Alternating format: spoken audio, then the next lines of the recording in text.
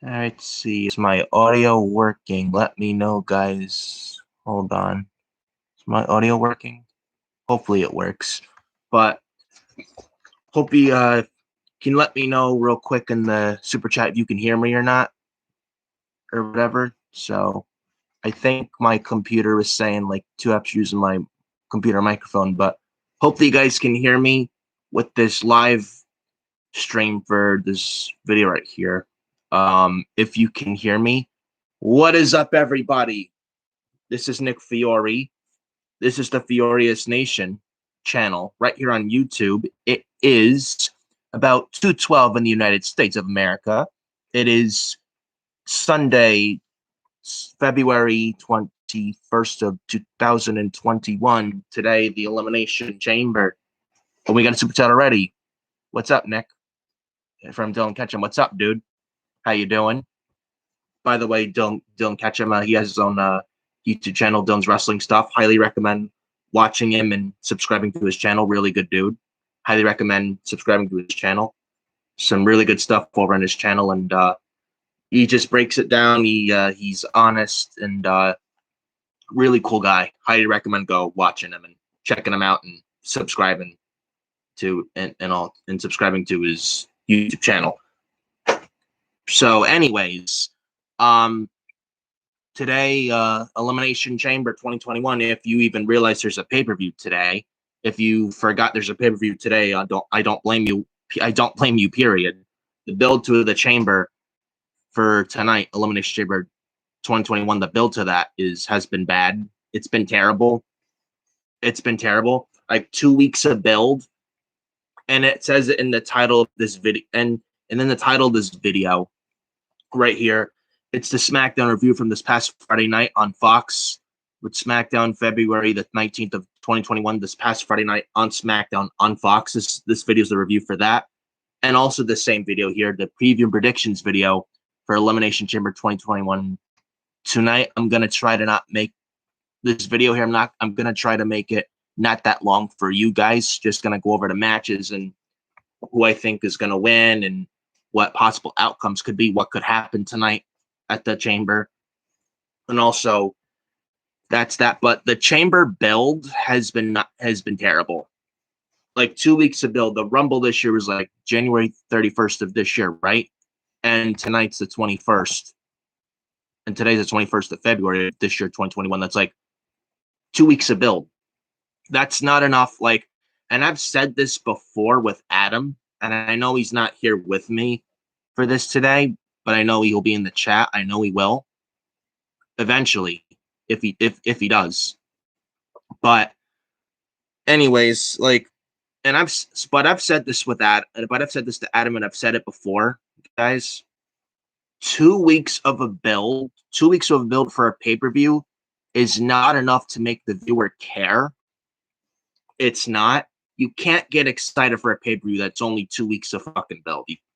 You can't get excited for any show, even a takeover, whether it's takeover or pay-per-view for WWE or for WWE or pay-per-view for AEW. It doesn't matter. Any pay-per-view with any company that's 2 weeks of build is not enough to get you to care. 2 weeks of build for any show is not enough to. It's not enough to get you emotionally invested. It's not enough to get you. It's not enough to make you actually care. That's with a pay-per-view that's only built in 2 weeks. Someone caring for a pay-per-view that's 2 weeks of build, that doesn't work that way. You need at least 4 weeks of build to get you to care.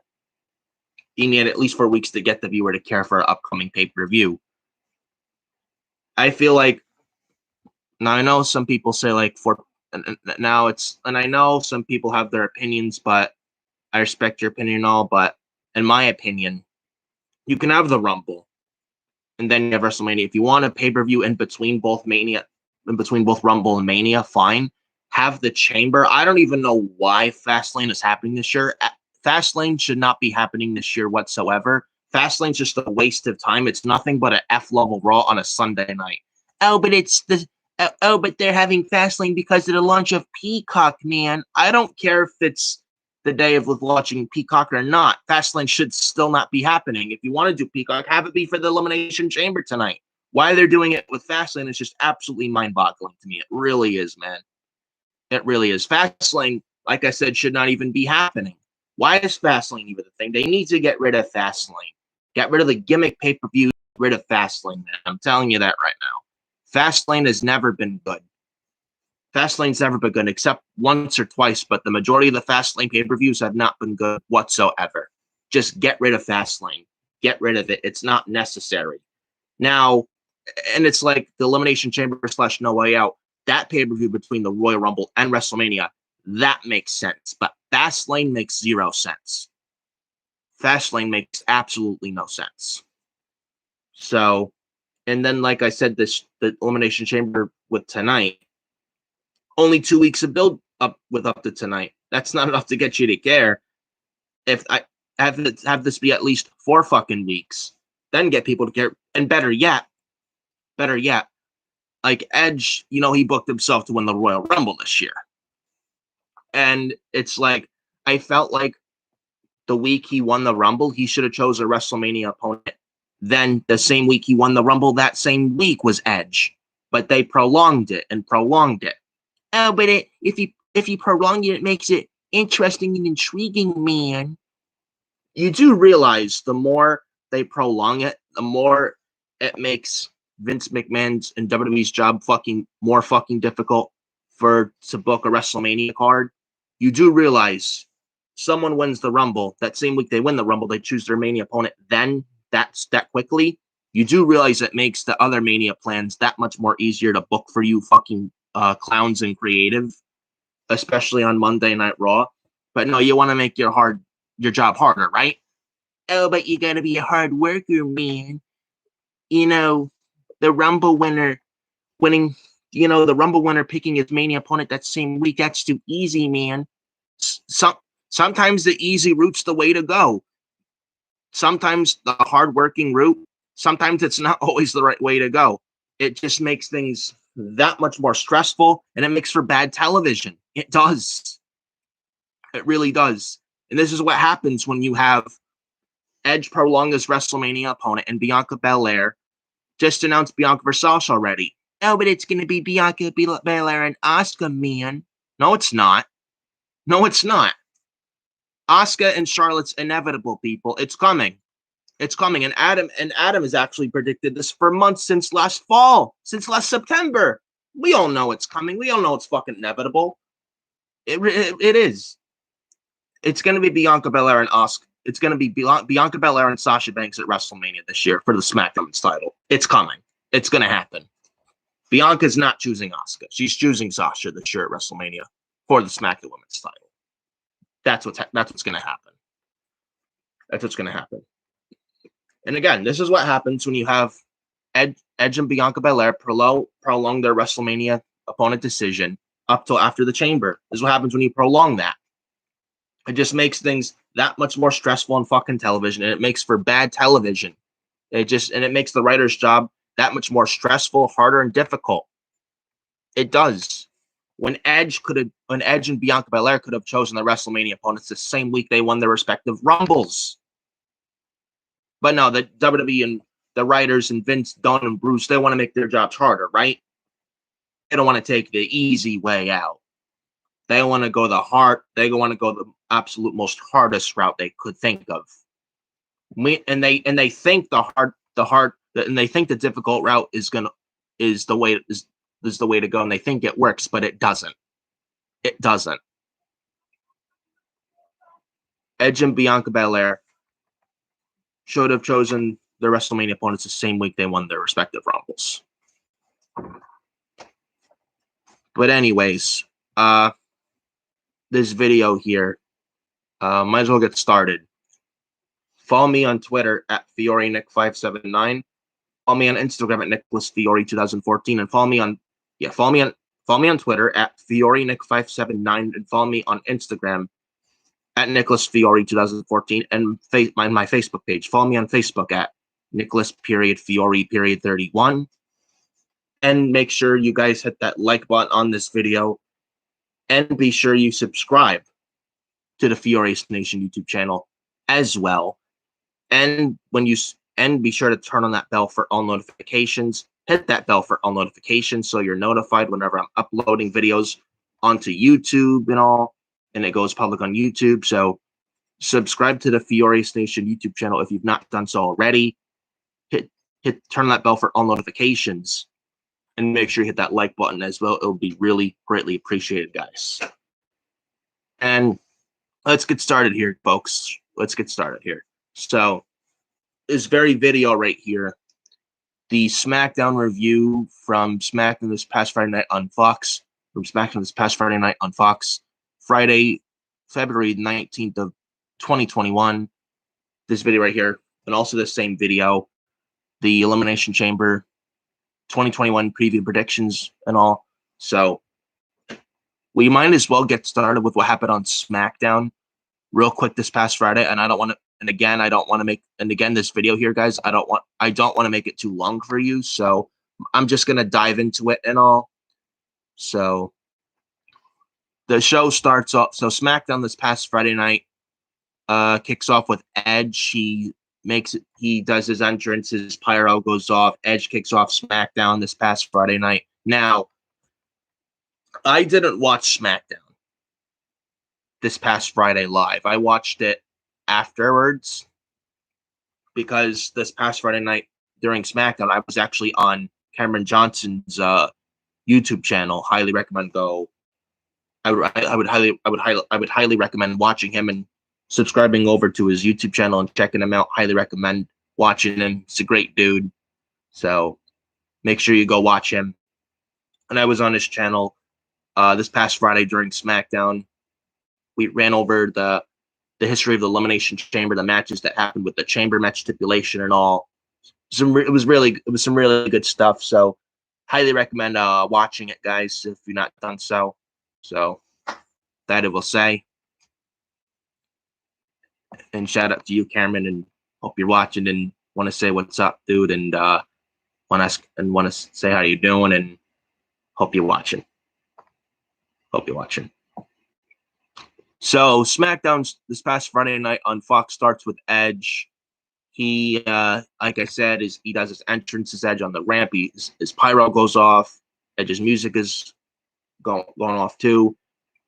Edge is in the ring. Edge is then in the ring. He cuts a promo, and Edge says he has a lot of decisions to make. Edge hates to give him credit. Then Edge hates to give him credit. But Roman Reigns made the smart play. Drew McIntyre can lose his WWE title in an instant inside the Elimination Chamber. Roman Reigns will defend his title against the man who just survived the Chamber. And then before Edge could finish what he was saying, Roman Reigns, Paul Heyman, and Jey Uso then interrupt. Roman Reigns' music hits, and Reigns, Heyman, and Uso get in the ring. And then Roman has a microphone, and he says to Edge that he doesn't have a choice. Reigns then says to Edge that he does not have a choice. He can pick a main eventer, or he can pick the main eventer. Edge then says he's playing Reigns like a fiddle. Edge says he knows whatever match he is in is the main event. Reigns knows he needs that. Reigns needs Edge to acknowledge him as the tribal chief and the head of the table. And if you don't, Mr. Roman Reigns like to have a word with you. But all jokes aside, though, Edge then asks Roman if he really wants him to focus all his energy on him. Then Sami Zayn's music hits. Sami walks out to the ring with his camera crew men. Sami Zayn has the mic, and he says that Edge and Reigns should be worried about him. Reigns never even looks at Sami. Sami then asks his cameraman crew to get footage of him pointing at the WrestleMania sign because he is going to WrestleMania. So Sami Zayn is then running his mouth and all. And then Jey Uso super kicks Sami Zayn right out of his boots. Does Jey Uso. Roman Reigns then hands Paul Heyman the Universal Championship and puts his hands behind his back. Roman Reigns then leans in and says something to Edge that we couldn't hear. He was whispering to Edge's ear. He was whispering into Edge's ear. Could have been anything. And I wonder what Roman was whispering to Edge. Was he whispering, "Hey Edge, could you tell Bruce Pritchard that you suck at your job? Could you tell Bruce Pritchard that you and Vince and Dunn need to be removed from the positions that you're currently in, and that Triple H needs to take over the WWE?" Did Roman tell Edge that Bruce is a clueless hack? I wonder. I wonder. Did Roman tell Edge that Raw's the worst show on television? I really wonder. I really wonder. So then after this, Roman Reigns then walks away as Edge then started to stare daggers at him. And then that was that. Real short and sweet here, guys. Dylan, before we talk about this promo, real quick, Dylan Ketchum with a super chat. However, this worked because it was more about Reigns trying to convince the Red or Superstar to choose him. The two were truly intense facing off, selling the likely WrestleMania dynamic. Yeah, I would have to agree with you, Dylan. And after the ending of SmackDown this past Friday, Edge and Roman, at this point, it's inevitable. It's gonna happen. It's gonna happen, guys. And after the ending of SmackDown this past Friday night, Edge would be stupid at this point now to not choose Roman. If he chooses McIntyre, do you know how dumb this makes Edge look at this point? At this point, Edge had to. At this point, if Edge doesn't choose Roman, it'll be stupid. Edge and Roman Reigns. I mean, an Edge versus Roman Reigns, that's not the way to go. That is something I would not do. Honestly, guys, Edge versus Roman Reigns, I would not do. I would honestly do Roman Reigns and Daniel Bryan. That's me, and I know that's not just me. It's a lot of people. But after the ending of SmackDown this past Friday night, at this point, Edge would be a fool to not choose Roman Reigns after what we saw. Edge would be a fool to not choose Roman after what we saw with the ending this past Friday night on SmackDown. So that's all I got to say on that. But this opening segment with SmackDown this past Friday night on Fox, this opening segment with Roman Reigns and Edge, I thought this was some interesting stuff. Roman Reigns continues to be the best part, the good part of SmackDown, outside of Big E and Apollo Crews, which we'll talk about very shortly, and especially about Apollo Crews, man, and that heel turn. Saw a couple heel turns this past Friday night on SmackDown on Fox, but we'll get to that really shortly. But Roman Reigns continues to be the best part, probably the only best part of SmackDown, in my opinion. Only there's nothing good on Monday Night Raw. SmackDown's no better, but at least they got something with Reigns, Sasha, Bianca, and now Big E and Apollo Crews. Raw, there's nothing over there that's intriguing. Nothing. Absolutely nothing. Absolutely nothing. But interesting opening segment to say the least, with Reigns and Edge opening SmackDown this past Friday night on SmackDown on Fox. And again with Roman and his promo work, anything Roman touches turns to gold. And I wonder if Roman whispered to Edge, hey Edge, you do realize, hey Adam Copeland, you do realize, Raw you shouldn't be watching, and Raw there shouldn't even be a Raw, and Raw is the absolute worst show on television. You know, that show with a 1.8 rating, the show that still can't get above a 2.0 million viewers during Road to WrestleMania season. You know. I just thought I'd say that. That Adam and I usually say about Monday Night Raw, and Raw is just fucking garbage and the worst show on television, and Raw is the worst it's ever been right now. But anyways, interesting opening segment with SmackDown this past Friday night on SmackDown on Fox with Edge and the Tribal Chief Roman Reigns. So then we get Big E out for commentary for the very next match with all that. And then we go to the break. Then we come back from break, and Big E is sitting on a couch eating a TV dinner with his feet in a motorized foot bath and all. And we get the next upcoming match, Apollo Crews versus Shinsuke Nakamura. This match went about like 6 minutes, I believe. and all. Not a bad match, but I think this went about 6 minutes. We got Apollo Crews running into a knee strike by Nakamura. We got Nakamura dropping a knee on Apollo Crews' head. Nakamura gets a near fall from that. Crews then catches Shinsuke with a drop kick, which looked nice. Then we got Nakamura rolling out of the ring. Baseball slide by Crews. Crews tosses Nakamura into Big E. Then Big E gets in Crews' face. This was intense here. And then we go to the break. Then back from break, Nakamura then lands a sliding German suplex that how Shinsuke's opponent is hanging on the top and middle ropes, and Shinsuke runs the ropes. He slides underneath the bottom ropes to Shinsuke, and he pulls the opponent's legs down almost like a German. That move that Shinsuke does, she does that on Apollo Crews. And Shinsuke goes for a cover, but Crews kicks out. Apollo Crews then tries a press slam, but Nakamura escaped it and locked Apollo Crews in a flying armbar. So Crews then tried to escape this armbar from Nakamura, but Nakamura turns the armbar into a pin combination for a 1-2-3, and Shinsuke Nakamura picks up the victory over Apollo Crews.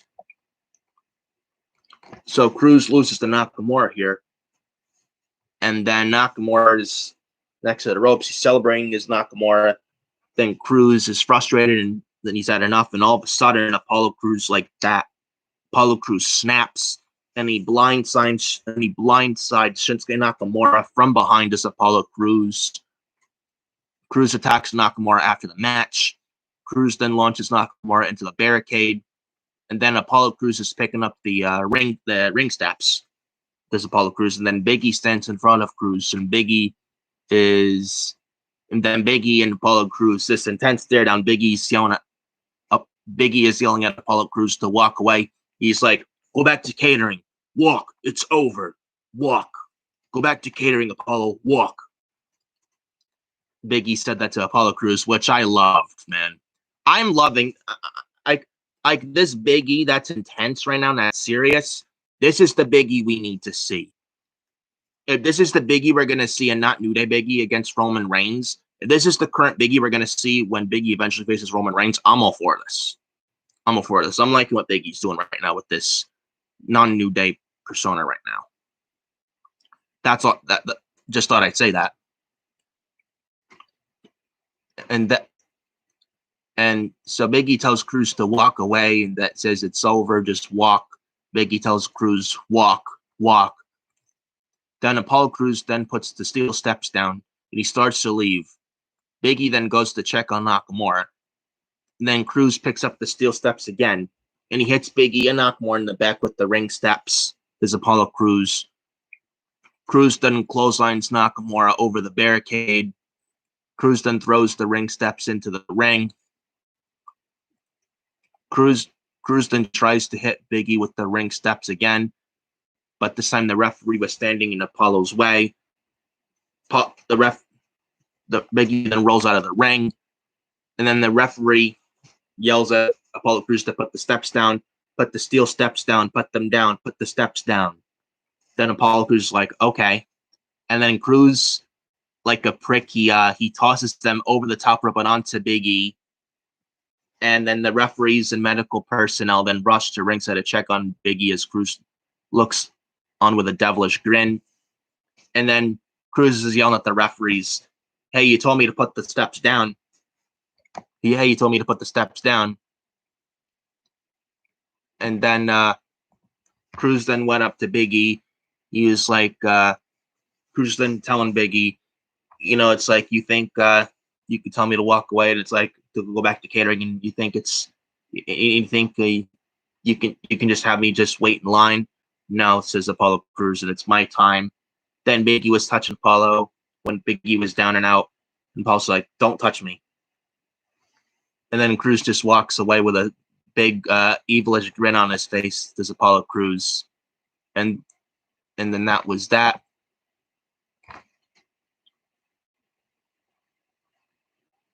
Oh, super chats. Speaking of Dylan, sometimes when Adam's in here, he's usually the king of the super chats. Now it's Dylan taking over. I see. Crews vs. Nakamura was a fine match with limited story behind it. Yeah. However, this was ultimately about the aftermath. Oh, yeah. Not Apollo Crews' heel turn. It felt like a turning point where his character was finally realized. Dylan Ketchum also in the chat. He finally feels ready to dethrone Big E. I don't know if Apollo Crews is going to beat Big E for the IC title. I mean, he could. I probably wouldn't mind. I don't know if he is going to dethrone Big E or not, whether it's Fastlane or WrestleMania. I'm not sure. It could happen, but we'll have to see what happens, what they do with the IC title situation for WrestleMania. But we'll see what happens. But anyways, this Apollo Crews heel turn, man. 5 years. Apollo Crews has now been on the main roster, correct? For the first time, it's like Apollo Crews now has direction for the first time in like God knows how long. And all it took was a simple heel turn. And now Apollo Crews is a heel, and now he's with Roman Reigns and Paul Heyman and Jey Uso. Crews with the tribal chief learning from the head of the table, man. That's gonna be great. But Apollo Crews, man, in this heel turn, this was needed.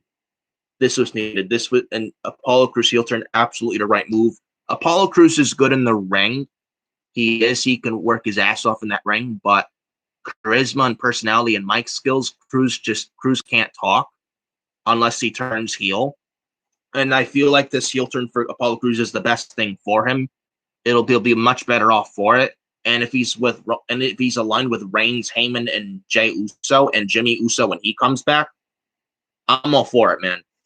And I've been liking Biggie and Apollo Crews, I've been liking what they've been doing as of late on SmackDown, and just with Talking Smack weeks ago with Heyman and Crews, with Paul Heyman getting under Apollo Crews' skin, telling Crews you're too nice, that nice guy persona, you gotta put it behind you. You're not here to make friends, you're here to make money. You and Biggie are not friends. Would you let Biggie take the food off your table, knock your door down, etc., etc.? And Heyman was then like, Crews, you beat the IC champion. And it's like then you're like, no, continue the match. Why? You already beat the champion. You don't need to prove anything. Then you want another match and you lost. You're not a loser. You're a winner. And you're too nice of a guy. Apollo Crews said Heyman on Talking Smack weeks ago, which was great. Highly recommend go watching that. That was fucking great. Paul Heyman is an absolute genius. But all in all seriousness, Apollo Crews in this heel turn, this was definitely needed for Apollo. This was the right move, the right outcome. And it finally gives Crews direction. Crews has been directionless on the main roster for years. For years. And now not only with the heel turn, but also aligning with Roman Reigns, the tribal chief and all, and Paul Heyman and Jey Uso and all. But now with that, it's like now Crews has it now feels like Apollo Crews now has direction. And now it really does. And again, the best thing for Apollo Crews, I wouldn't be surprised if Crews wins the IC title from Big E either at Fastlane or WrestleMania. I doubt they do it at the Chamber tonight. I highly doubt it. They're not going to do it at the Chamber tonight. They won't. Probably Fastlane or WrestleMania. They could very well give Crews the IC title at WrestleMania. I don't know if they're going to do that. And maybe Big E should hold the IC title a bit longer, but with Crews in his heel turn, if it gets over, might as well give Crews the IC title at WrestleMania. Well, but we'll see how it goes. But Crews heel turn, he needed this, and now Crews is a heel. He can finally bring out his personality and his character, especially now if he's with Roman Reigns and Paul Heyman and Jey Uso. So that and maybe we'll probably get Nakamura involved. Maybe it's a triple threat. Maybe at Fastlane WrestleMania, maybe it's a triple threat for the Intercontinental title. Shinsuke Nakamura, Big E, and Apollo Crews. Who knows? Or Adam and I came up with this a while ago for a WrestleMania idea. How about a ladder match, a multi-man ladder match for the Intercontinental title this year at WrestleMania? You have Big E, you have Apollo Crews, you have Shinsuke Nakamura, you got Sami Zayn, that's 4. Well, originally I pitched the 8-man ladder match for the. Well, originally Adam and I pitched the 8-man ladder match for the IC title this year at WrestleMania with Kevin Owens, Sami Zayn, Cesaro, Shinsuke Nakamura, Apollo Crews, Big E, Buddy Murphy, and then there was another one. I'm trying to remember who it was. Aleister Black? I don't know. I'm trying to remember. It was Big E. It was Crews. It was... Oh, yeah, Seth Rollins as well. Seth Rollins, Buddy Murphy, Big E, Apollo Crews, Shinsuke Nakamura, Cesaro, Sami Zayn, and Kevin Owens.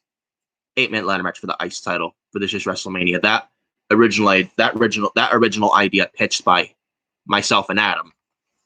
But maybe you still do the multi-man, but maybe still a multi-man ladder match at WrestleMania this year for the IC title. Maybe with Big E, Apollo Crews, Shinsuke Nakamura. Cesaro and Seth Rollins is probably happening one-on-one at WrestleMania, probably one-on-one, in my opinion. With what we've been seeing on SmackDown with Seth Rollins and Cesaro as of late. So you could probably X Cesaro and Rollins out of there. So you could probably X Rollins and Cesaro out of there, probably. Sami Zayn you could probably have in there. Owens, I'm not sure about him. Buddy Murphy, you could. I don't know. But yeah. Or maybe a fatal 4-way ladder match for the IC title. Maybe that. Maybe a fatal 4-way ladder match or 5-man ladder match. Something like that. I don't know. Maybe a fatal 4-way ladder match for the IC title this year at WrestleMania with a tribute to Pat Patterson with Sami Zayn, Apollo Crews, Big E, and Shinsuke Nakamura. The fatal 4-way ladder match for the IC title this year at WrestleMania, tribute to Pat Patterson. Maybe, but we'll see what happens. We'll see what happens as far as the IC title situation is concerned. We'll see what happens with that this year at WrestleMania 37 in Tampa with actual live fans actually there, by the way. So see what happens with all that. But Apollo Crews heel turn, I liked it. Probably one of the few good things of SmackDown this past Friday night. And that's all I got to say on that. And I enjoyed this Apollo Crews heel turn. This is the best thing for him. I think it's going to do good things for him, I think. But we'll see what happens going forward. And then after this, we then got Big E being stretchered away from ringside. And then as Big E was being stretchered away from ringside, Seth Rollins' music then goes off as Burn It Down then goes off. Seth Rollins walks out on the stage. And before I talk about this, what the hell was Seth Rollins wearing, man? He looked, whatever Seth Rollins was wearing this past Friday night on SmackDown looked absolutely ridiculous. I mean, Becky Lynch, his wife, should know how to should tell him how to properly dress and all. But anyways, but Seth's outfit, his suit, the suit that Seth Rollins wore this past Friday night on SmackDown looked absolutely ridiculous, man.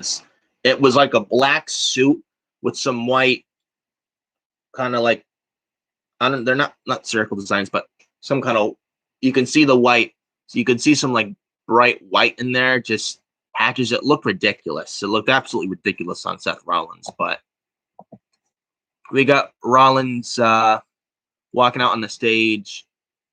Rollins has a mic. He's cutting a promo on the stage, and Seth Rollins says that what happened to Big E just now was a tragedy. What's also a tragedy is how his so-called friends turned their backs on him last week when Seth Rollins returned to SmackDown the previous week. Rollins then showed the footage of the SmackDown roster leaving during his speech last week in his subsequent attack on Cesaro. Rollins then says the conditions he is being asked to work in are not tenable.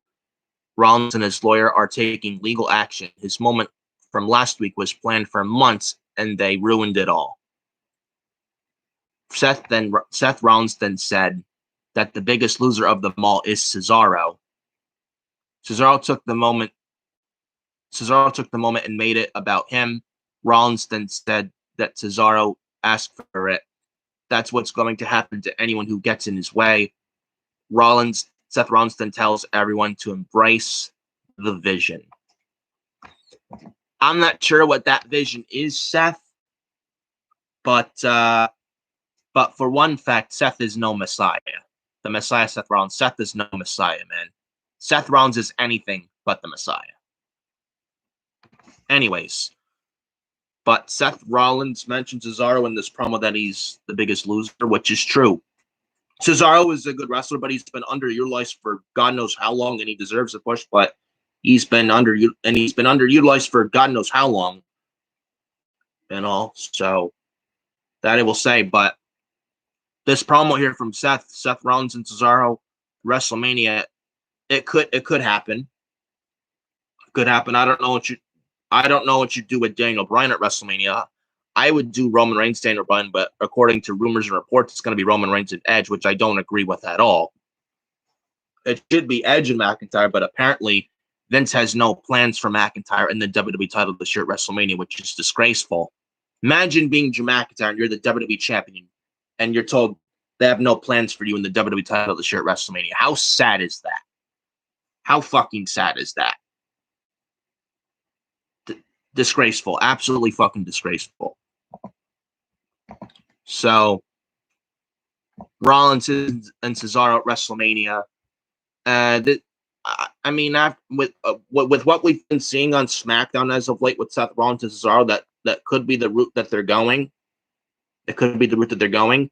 And if it is Seth Rollins and Cesaro at WrestleMania, now with the Chamber, with tonight, the SmackDown Men's Chamber, whoever wins tonight's SmackDown's Men's Chamber gets reigns for the Universal title that very same night later on.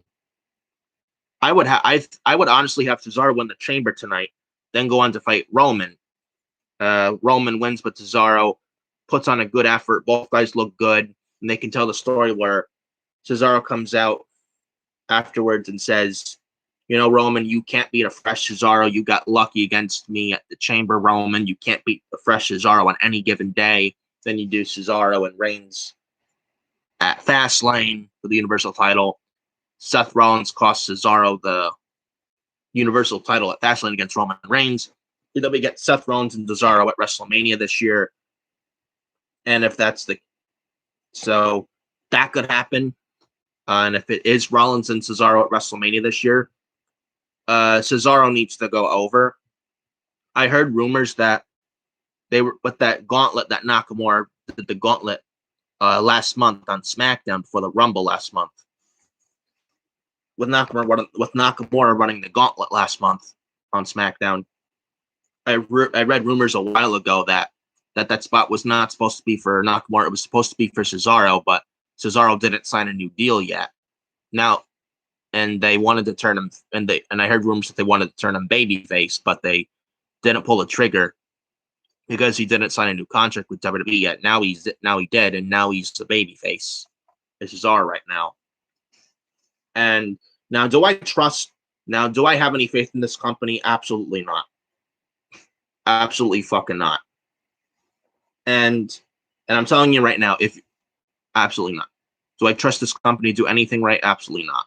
Absolutely not, guys. And Cesaro, if you're not going to use him, release him, or if you want to keep him, push him. If you're going to do Cesaro and Rollins this year at WrestleMania, Cesaro better go over. Seth Rollins losing to Cesaro it's not going to hurt Seth. I don't know what you guys think. Let me know in the super chat. Let me know what you think. Is Seth Rollins pretty much bulletproof at this point? But I will say this. One clean loss to Cesaro at WrestleMania 37. It's not going to hurt Seth in the long run. Seth is already a made guy. If it's Cesaro and Seth Rollins this year at WrestleMania, I feel like Cesaro needs a win more. And Seth doesn't need the win. Seth is already a main guy. One loss ain't gonna hurt Seth. It's not. It's not. So Cesaro and Seth Rollins at WrestleMania 37, it looks like that could be the way that they're going. And then we get the next match, the Riot Squad of Ruby Riott and Liv Morgan versus Natalya and Tamina Snuka.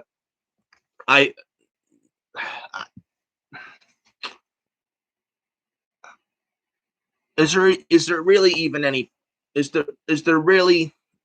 any point for me to even go over this match? You had Billy Kay. Skipping down to the ring, distracts Ruby Riott, and Ruby Riott is pinned by deadweight Tamina Snuka. Yes, let me repeat that for you. Ruby Riott was pinned in this match by Tamina Snuka because of fucking Billy Kay. Billy Kay. And by the way, Billy Kay is terrible. The people that think that Billy Kay is hilarious, you're an idiot. Billy Kay is fucking awful. Billy Kay is absolutely fucking awful. So then after Tamina and Natalya win this match, we then get Billy Kay then trying to celebrate with Tamina and Natalya. Tamina then super kicks Billy Kay. Good. Even Tamina and Natalya, even they know that Billy Kay is terrible. Tamina Snuka super kicks Billy Kay. Good. But this match, not a fan of it at all. Not a fan of it whatsoever. And this has been happening every week now. Riot Squad loses because of Billy Kay. Can we end that already? Can we get Billy Kay away from the Riot Squad? Can we get Billy Kay off of SmackDown? And can we get Billy Kay out of this company and onto the unemployment line? And can we get Billy Kay off of SmackDown? And can we get Billy Kay off SmackDown? And can we get Billy Kay to the fucking unemployment line? Get Billy Kay on the unemployment line. She sucks. Billy Kay absolutely fucking sucks. And if there's a roster cut this year, like last year with Black Wednesday, Billy Kay better be on that list, as well as Dana Brooke, as well as Jinder Mahal, and as well as Lacey Evans, and as well as Nia Jax, and as well as Tamina and Lana and Mojo Rawley. I'm telling you that right now. Billy Kay is absolutely terrible. Get her off this show and get her to the unemployment line and get her away from the Riot Squad. Billy Kay sucks. Billy Kay absolutely fucking sucks. And then we get the next segment of SmackDown this past Friday night on Fox. The Ding Dong Hello in-ring thing with Bayley. And by the way, Bayley for years dated Aaron Solo, who's now in AEW. They announced a while ago on Twitter, Aaron Solo did, saying that, Bayley and Aaron Solo respectfully ending the relationship and all without breaking up and all. So Bayley's now single and all, but that's their business. So anyways, that's Aaron Solo's and Bayley's business. So that's that.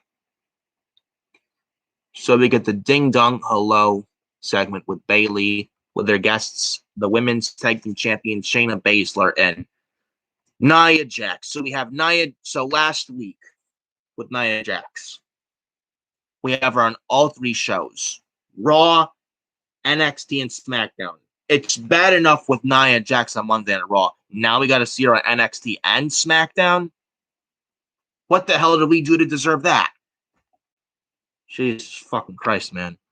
I don't know what the hell we did to deserve. I don't know what the hell we did to deserve that. But Nia Jax on 3 shows, please shoot me right in the fucking head dead. Awful. Absolutely awful. So we got Jackson Baszler entering through the door in the middle of the ring. Jackson Baszler crap all over Banks and Belair. there was one. So there was now there was one line that Nia said, and I chuckled, and that's like it's like what Nia and Nia said. There was one line that Nia said. Nia said that Nia said that she's more. I think it was like a lot more attractive. I think Nia said that she was a lot more attractive than Sasha Banks, and I LOL'd, which Nia said she's more attractive than Sasha, which is totally untrue. And I laughed my ass off, man. Nia said she's more attractive than Sasha. Sure you are, Nia. Sure you are. Nia said she's better than Sasha. Sure you are, Nia. Sure you are. So then we got Reginald interrupting. He says Banks is too good for Jax or Baszler. If Banks and Belair challenge Jax and Baszler, they would win the titles. Banks then power walks down to the ring. She comes out. Banks then gets in the ring, and then as Banks was getting in the ring, Bayley then yells at her to use the door. Banks then tells Reginald not to speak for her. Banks says Belair has to pick her because the women's division revolves around her. Bianca Belair then interrupts, and then Reginald then challenges Jax, Baszler, and Bayley to a tag team match against Banks, Belair, and him. Banks and Belair want nothing to do with Reginald, but Jax yells for a referee. And then we get an upcoming impromptu six-person tag. Nia Jax, Shayna Baszler, and Bayley versus Sasha Banks, Bianca Belair, and Reginald. So we got Belair slamming Baszler. We got Banks tagging in. Belair glam slams Baszler into a knee strike from Banks. And then fast forwarding this match, and this match I don't want to go over long at all. We got Jax trying to crush Reginald in the corner, but Reginald ducks under the attack. Jax runs over Reginald. Jax misses the leg drop. Banks and Belair then pull Baszler off the apron and wear her out. Reginald then tries to splash, but Jax catches him in midair. Banks and Belair then drop kick Jax. Reginald lands on top of Jax and gets a shocking 1-2-3. And Banks, Belair, and Reginald win this match, with Reginald pinning Nia Jax. Yeah, I did not stutter there. Let me repeat that for you guys one more time. Reginald pinned Nia Jax clean this past Friday night on SmackDown on Fox. Reginald pinned Nia Jax clean. Hold on, and I must take a sip of my drink. Iced tea, by the way.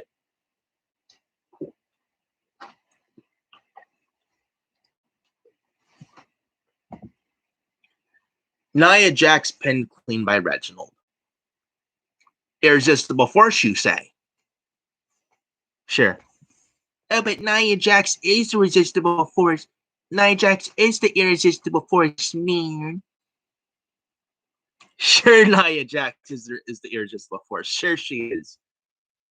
Nia Jax is sure not the irresistible force if she's losing a Reginald clean on SmackDown this past Friday night on Fox. Nia Jax sucks, but Nia Jax losing clean to Reginald? Man, oh man, I'm not sure which is more embarrassing, man. Ryback failing to pick up Paul Heyman? I'm not sure which one is more embarrassing at this point. Ryback failing to pick up Paul Heyman for the shell shock, or Reginald pinning Nia Jax clean on SmackDown. I don't know which one is worse at this point, man. But Nia Jax pinned by Reginald. Embarrassing, just like Ryback failing to pick up a manager and Paul Heyman for his shell shock finisher at a house show in October 2012, man. Jesus Christ. Jesus fucking Christ, man. So then we got the next match. The Mysterios, Dominic and Rey Mysterio versus the Alpha Academy of Otis and Chad Gable. We then got the Dirty Dogs of Ziggler and Rude. They were at ringside drinking out of red Solo cups. They were at commentary for the Mysterios versus Alpha Academy match. The unglorious Bobby Roode and Adam's favorite idiot Dolph Ziggler. So yeah. So we got Otis flattening Mysterio with an axe handle. Otis then pounds on Mysterio, and the referees. And so Otis then pounds on Mysterio and doesn't head the referee's count. Referee does a 5 count. The referee disqualifies Alpha Academy. Rey Mysterio and Dominic Mysterio won by disqualification. So, and then after this match, Otis then crushes Mysterio with the splash off the top rope, a la shades of Bronson Reed and his devastating frog splash in NXT. I would not want to be on the receiving end whatsoever of a Bronson Reed frog splash, man. Imagine taking a frog splash from Bronson Reed, man. Oh my God. Bronson Reed's frog splash is like, when he does it, squish like an ant when Bronson Reed does his frog splash to his opponents. But Otis crushes Mysterio, but Otis crushes Rey Mysterio with a splash off the top. And Apollo Crews turns heel, and so does Otis and Chad Gable. I'm not sure how this is going to work out with Otis and Gable as heels, but we'll see what happens. But see what happens going forward. So that I will say. So then we go backstage with Daniel Bryan and Cesaro. They have a little pep talk about. They have a little quick pep conversation with Kevin Owens, getting ready for their main event 6-man tag against Jey Uso, Baron Corbin, and Sami Zayn. We got Cesaro and Daniel Bryan. Note that Kevin Owens turned on many partners that he had. Owens then says they have nothing to worry about. They have nothing to worry about tonight. He is not going to try to stun them at the pay-per-view. He definitely will. Owens then walks away. Cesaro then says, at least Owens is honest. Now, Cesaro and Bryan, during this backstage segment, mentioned Owens to people he turned on. Sami Zayn. Kevin Owens turned on Sami Zayn. Turned on the New Day. Big E, Xavier Woods, and Kofi Kingston when Kofi Kingston was the WWE champ 2 years ago. Cesaro and Daniel Bryan also mentioned Chris Jericho without saying the name Chris Jericho. But Cesaro and Daniel Bryan mentioned something when Jericho had this thing with the list, with you just made the list. And by the way, the people who say that Raw is not shit, the people who say that Raw is not the worst show on television, you know what, guys? You just made the list.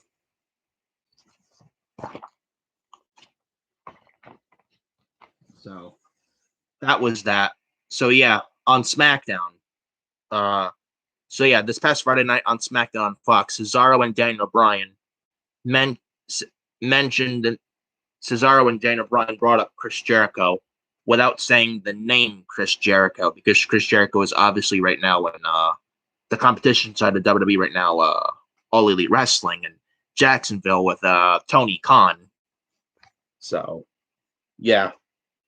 So Kenny Omega was in the Thunderdome for SmackDown months ago, last year in 2020. It was Kenny Omega. Then Jon Moxley, a.k.a. Formerly known as Dean Ambrose. So we got that and all. And now we got Chris Jericho mentioned on SmackDown without the Chris Jericho name, without the Chris Jericho name said. So that was that. And then we go backstage with Carmella confronting Reginald about where he just was. Reginald then tries to lie, but Carmella tells him not to bother. She knows Reginald will do the right thing when the time comes. Carmella then takes a sip of the wine that Reginald just bought her, or that just brought her. Carmella then spits the wine out and throws it in Reginald's face. And then after that, we get a graphic for a match added to the Chamber pay-per-view tonight. Women's Tag Team title match with Nia Jax and Shayna Baszler versus SmackDown Women's Champion Sasha Banks and Bianca Belair. So that match is also happening tonight at the Chamber. So that Women's Tag Team title match, that's happening tonight at the Chamber. We could Nia in this match here, which I don't really in this match for tonight, I really don't understand. It's like neither woman can lose, really. Really, neither woman can take a loss here, unless Banks turns on Bianca, or unless Belair turns on Banks, or Banks turns on, unless Belair turns on Banks, or Banks turns on Belair.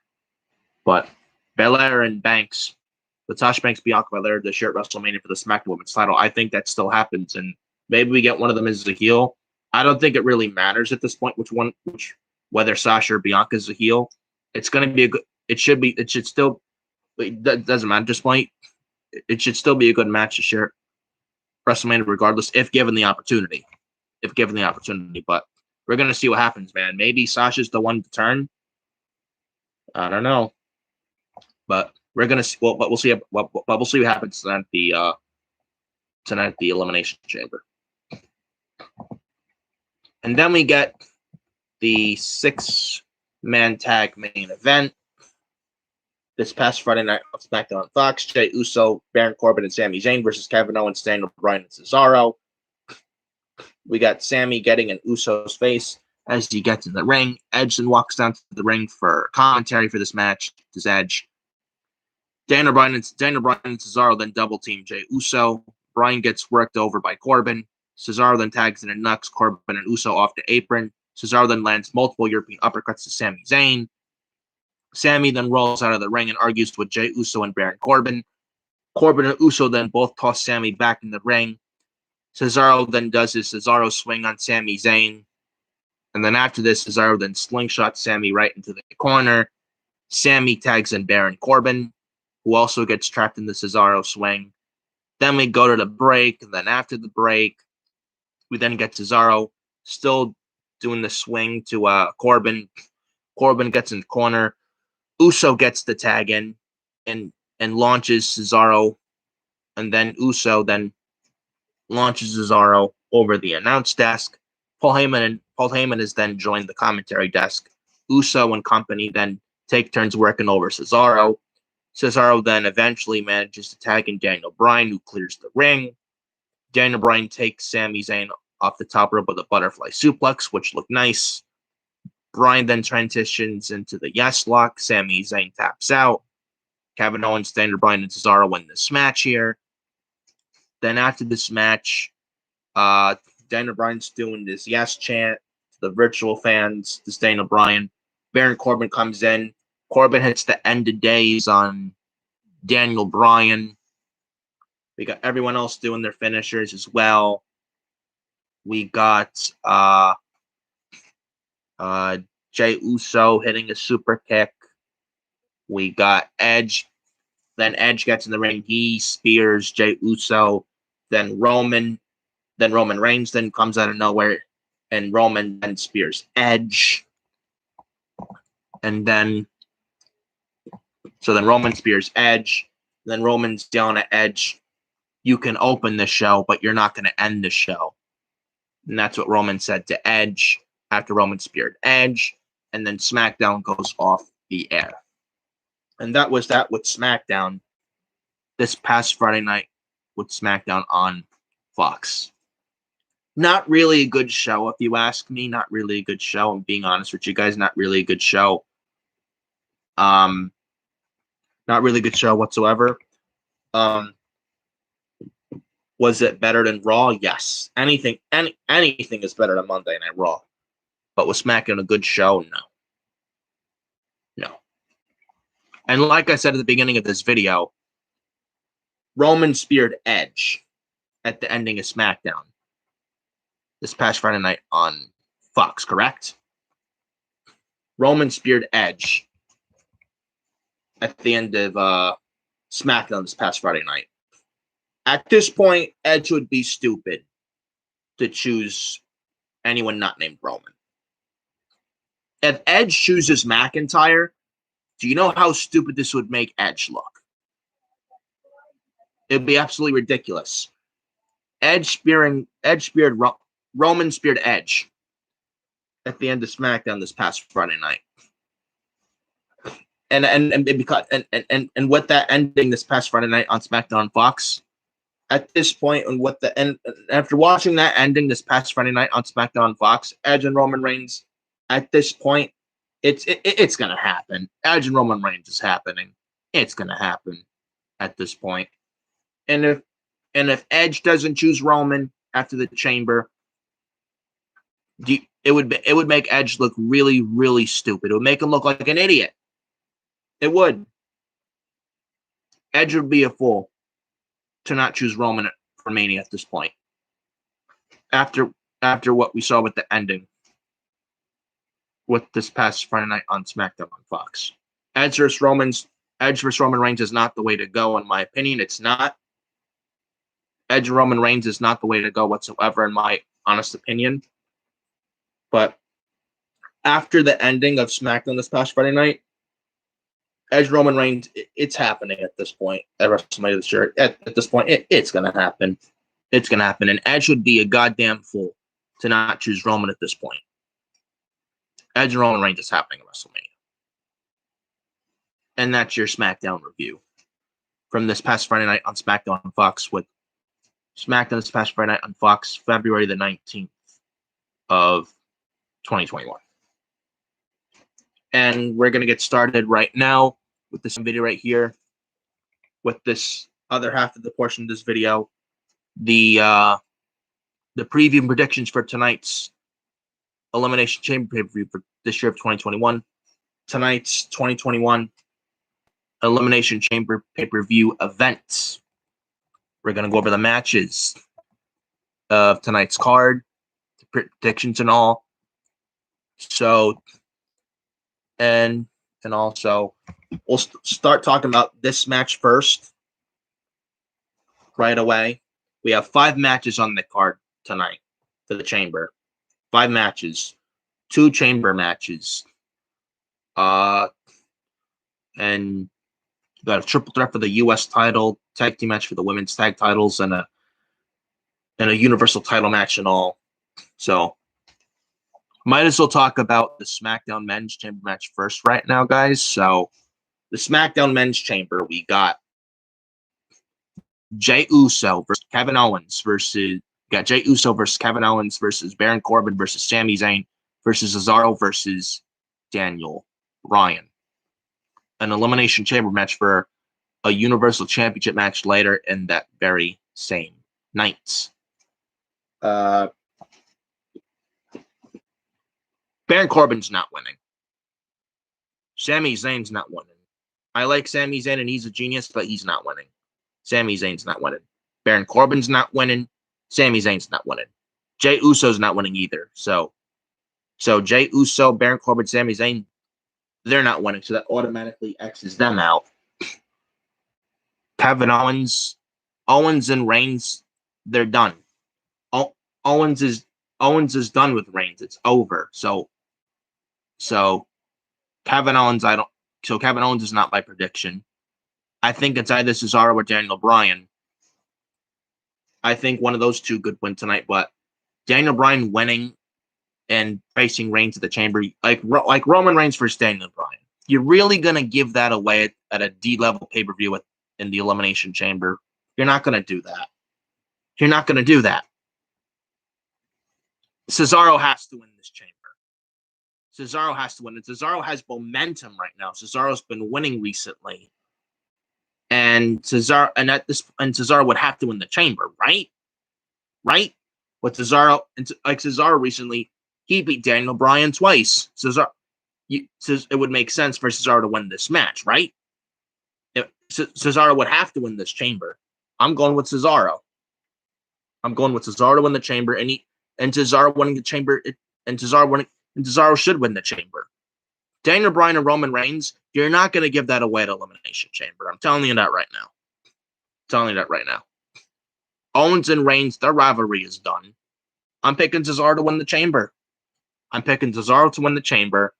And I think it's going to be Cesaro Roman Reigns for the Universal title later on that very same night, tonight's Elimination Chamber pay-per-view event.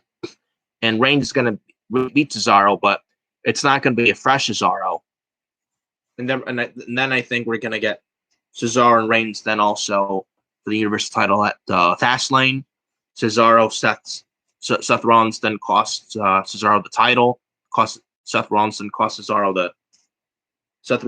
costs Cesaro the Universal title at Fastlane. And then we get Cesaro and Seth Rollins at WrestleMania 37. I think that is the route that they are currently going with. So that is all that.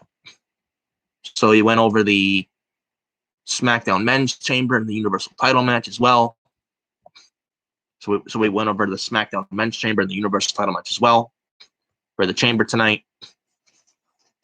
Women's Tag Team title match. Shayna Baszler, Nia Jax versus Sasha Banks versus SmackDown Women's Champion Sasha Banks and Bianca Belair. Nia Jax and Shayna Baszler are a joke at this point, especially with Nia Jax screaming "my hole" in the tables match against Lana not long ago, back a few weeks ago on Raw. And on NXT on March 3rd, in a few weeks, we're getting a women's tag team title match with Shayna Baszler and Nia Jax defending the women's tag team titles against Raquel Gonzalez and Dakota Kai, who won the inaugural Women's Dusty Cup. I think Raquel and Dakota should win those titles. I think Raquel and Dakota should really win the women's tag team titles on NXT on March 3rd in a few weeks. Raquel and Dakota should win those titles, and then the women's tag titles become then exclusive to NXT permanently, in my opinion. Main roster of Monday Night Raw, they don't want the women's tag team titles. They don't. NXT with the women's tag team titles, NXT would treat the women's tag team titles so much better. And in NXT, in their women's division, look at NXT's women's division and the women tag teams that they currently have now in NXT. They have Raquel Gonzalez and Dakota Kai. They have Casey Catanzaro and Kaden Carter. They have Aaliyah and Jessie Camilla. They have the way of Candice LeRae and Indy Hartwell, a.k.a. Indie Wrestling. They got Priscilla Kelly and Elena Black. And then they got Jessamine Duke Shafir or Marina Shafir and Zoe Stark, or Marina Shafir and Zoe Stark, or Zoe Stark and Jessamine Duke. And Zoe Stark, who debuted on NXT one-on-one last week. Very impressive, by the way. Zoe Stark.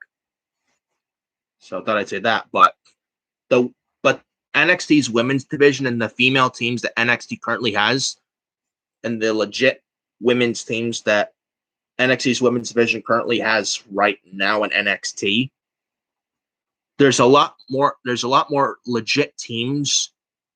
There's like at least 6 teams for the women down there in the NXT women's division. There's a lot more legit women's teams down there in NXT than there are on the main roster. There's 0 teams. There's 0 women's teams on the main roster on Raw and SmackDown. There's 1 team on SmackDown and 0 on Raw.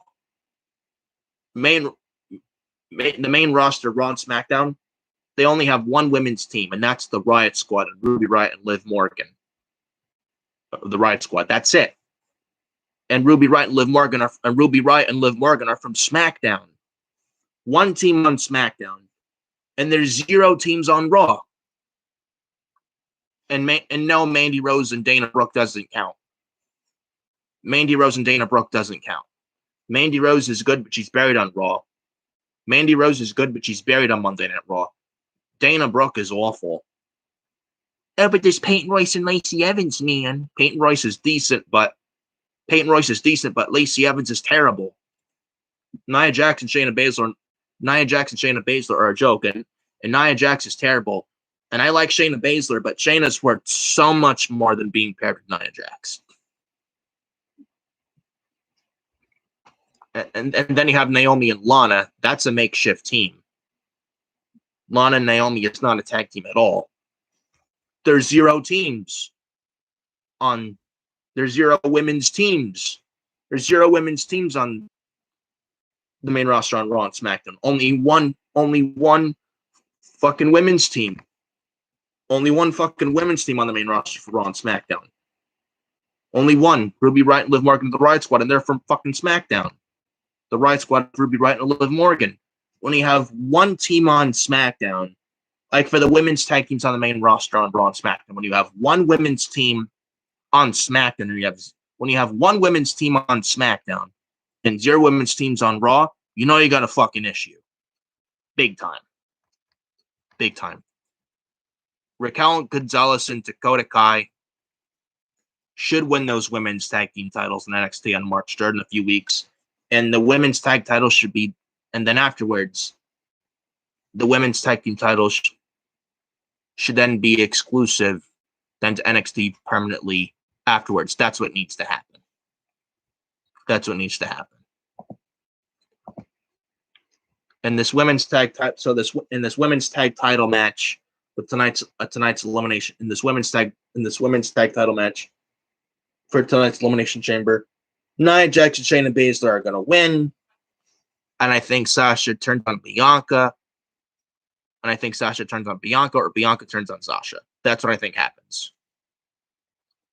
And then we get the triple threat for the U.S. title. Bobby Lashley, 1/4 of the Hurt Business with MVP Shelton Benjamin and Cedric Alexander over on Monday Night Raw.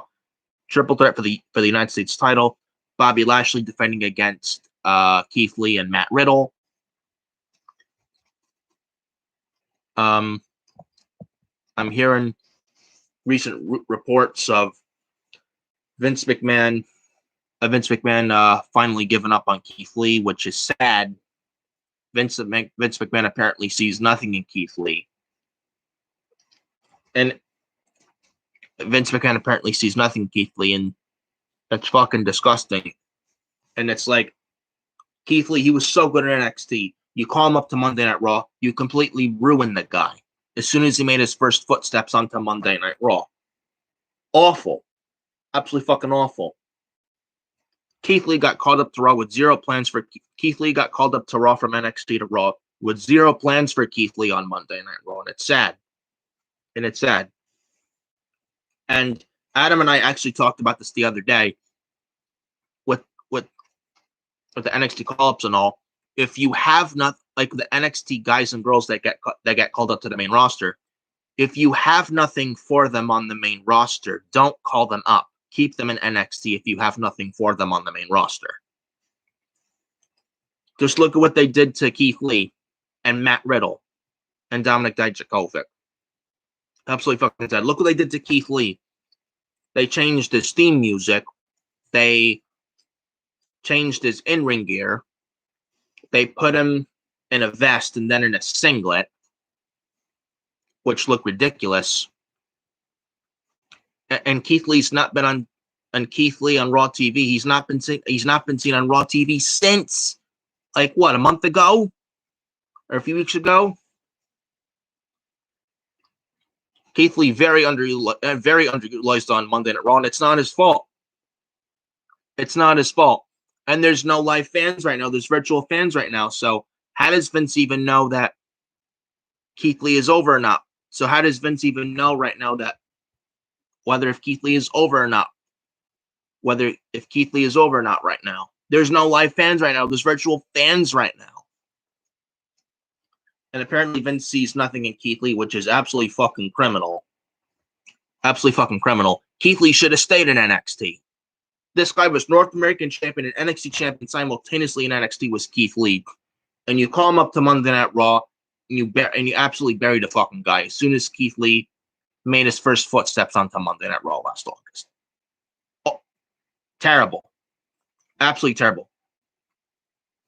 Absolutely fucking terrible. And I've said it before, I'm going to say it again. Like, look at Adam Cole. Look at Io Shirai. It's like, do you really want them on the main roster? Are you sure?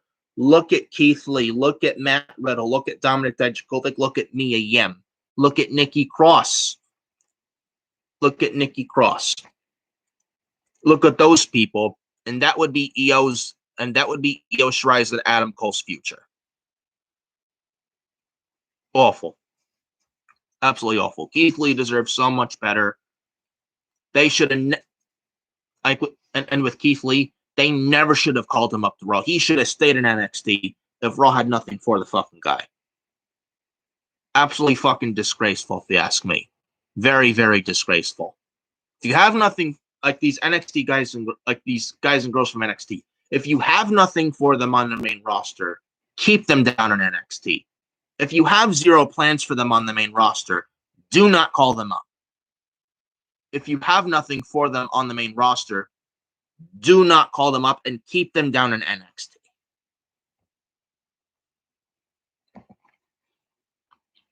Triple threat for the U.S. title. Lashley's going to retain, in my opinion, and I think Matt Riddle eats the pin. Matt Riddle's been a geek on Raws of late, the way he's been booked.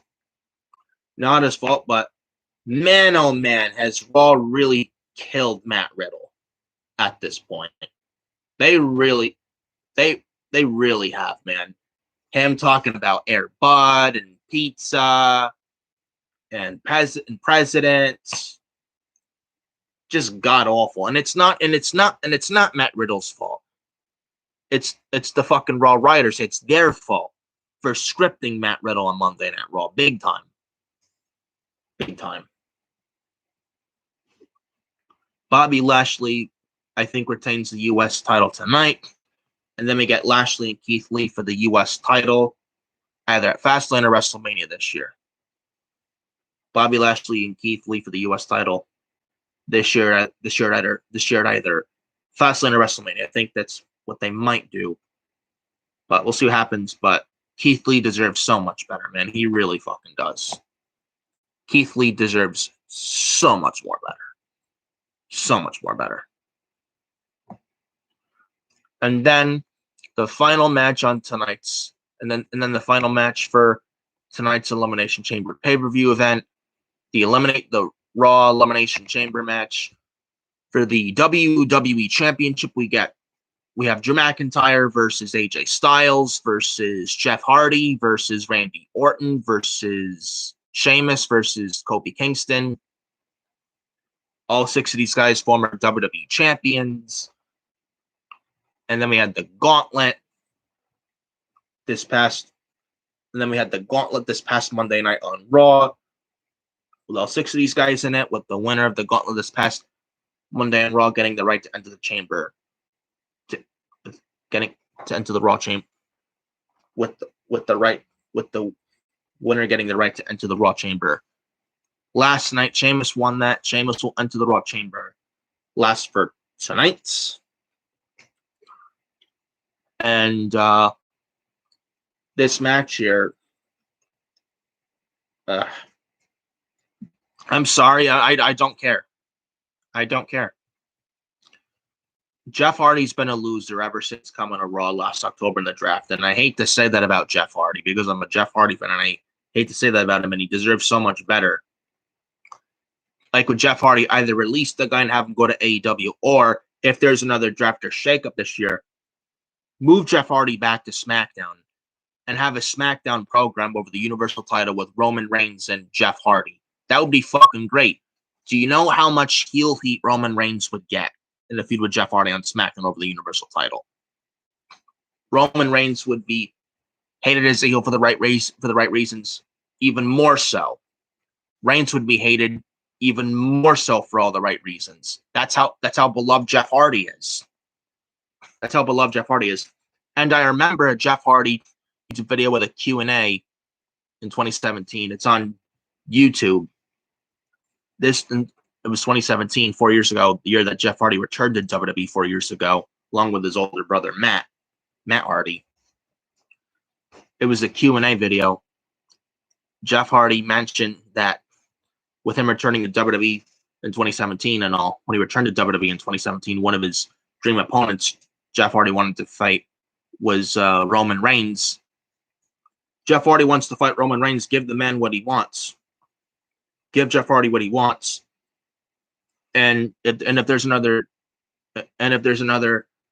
shakeup or draft this year after WrestleMania this year, move Jeff Hardy back to SmackDown, because he's doing absolutely nothing on Monday Night Raw, and Raw's because Jeff is doing absolutely nothing on Raw, and Raw's not going to have any plans for Jeff Hardy.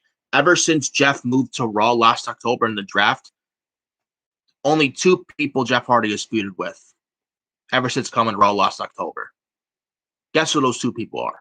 Elias and Jackson Ryker. Jackson Ryker, who's boring as hell, and Elias, who's a one-trick pony. And Elias, all he does is, it's like Elias, and it's like with Elias and him playing his music. That's all Elias does is play music. Elias can't wrestle for shit. And ever since Jeff Hardy came to Raw last October in the draft, he's only fought Elias and Jackson Ryker, and that's it. Absolutely fucking sad, if you ask me, guys.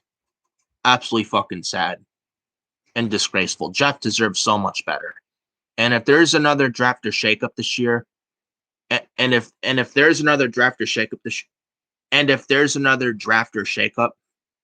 year after WrestleMania, Jeff Hardy needs to move back to SmackDown. If there's anyone that needs to move to SmackDown, it's Jeff Hardy. That's just me. And I can't be the only one who thinks that way. Randy Orton in his still current feud with The Fiend, I don't care for that. The Fiend is dead. Randy Orton, they made him look like a dumbass in the gauntlet this past Monday night on Raw. Kofi Kingston and the New Day and Retribution and all. We got AJ Styles with Omos. AJ Styles, he has not done much on Raw either.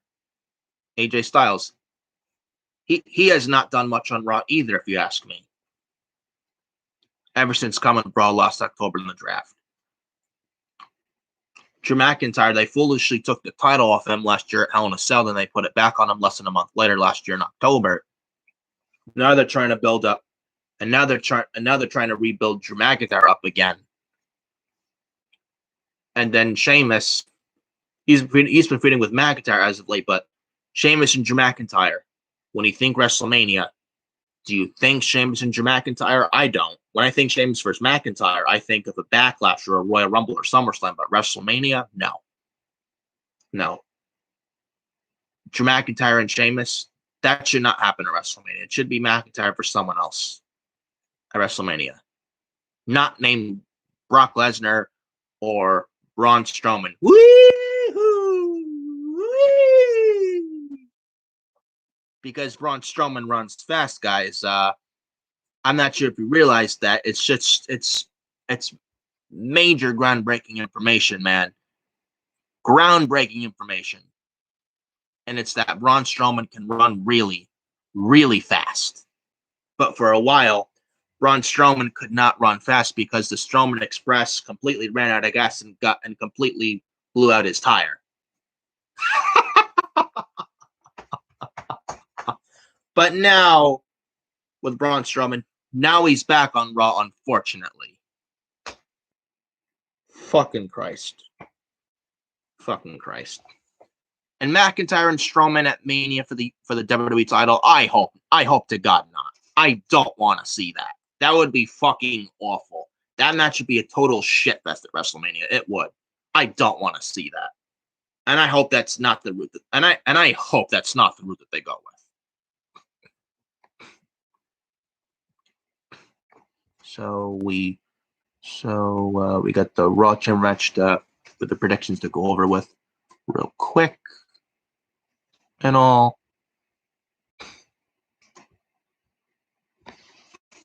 So this Raw Chamber match, McIntyre's not losing. McIntyre's retaining. No question. Jeff Hardy's not winning. Kofi Kingston's not winning. Randy Orton's not winning. Sheamus is not winning. AJ Styles is not winning. McIntyre's going to win, in my opinion. McIntyre's not losing that title. If you think McIntyre's losing that title tonight, you're a fool. McIntyre's walking out still the WWE champion tonight. Orton, they could give him the title, and it could be Orton and Edge. It could be this year at WrestleMania for the WWE title, but that would be a big fuck you to McIntyre. It would be. It definitely would. It definitely would be. I'm picking Drew McIntyre to retain tonight. I'm picking Drew McIntyre to retain the WWE title tonight inside the Raw Elimination Chamber tonight. And that is that, folks, for the video right here. For the SmackDown review from this past Friday night on SmackDown on Fox, with SmackDown this past Friday night on February 19th of 2021. And so that's that with this video right here, and as well with this video right here, the same video right here for the preview predictions for Elimination Chamber 2020 for Elimination Chamber 2021 for 2 nights. Follow me on Twitter at FioreNick579. Follow me on Instagram at NicholasFiore2014. And follow me on Facebook at Nicholas_Fiore31. So Twitter, Fiore at FioreNick579. Facebook, Nicholas_Fiore31. And Instagram, NicholasFiore2014. And make sure you guys smash that like button. Hit that subscribe button as well. Make sure you subscribe to the Furious Nation channel right here on YouTube. And be sure to turn on that bell for all notifications. Hit that bell for all notifications so you're notified whenever I'm uploading videos on the channel, and then it goes to YouTube publicly. So the Furious Nation YouTube channel, subscribe to it. Hit that bell for all notifications. And hit a like on this video as well, guys. It would be really greatly appreciated. And that is that. Thank you guys so much for joining me. I'm Nick Fiore. This is the Furious Nation YouTube channel right here on YouTube. I'm getting the hell out of here. Thank you guys so much for joining me. Hope you guys like the video here, enjoyed the video and all. And thank you guys so much for joining me. And I will see you next time right here on this very channel for more good content right here on the Furious Nation YouTube channel. Thank you guys so much for joining me, and I will talk to you guys later. And enjoy the rest of your Sundays for today. And I'm gonna have a little bit of a lunch and do some important stuff. I have a karate fist meeting on Zoom at 5 today, so I'm gonna get ready for that. But before that, real quick, I'm gonna have a quick lunch, and then I'll get ready to watch Elimination Chamber for tonight on the WWE Network. And that is that. And once again, guys, thank you guys so much for joining me, and I will talk to you guys later.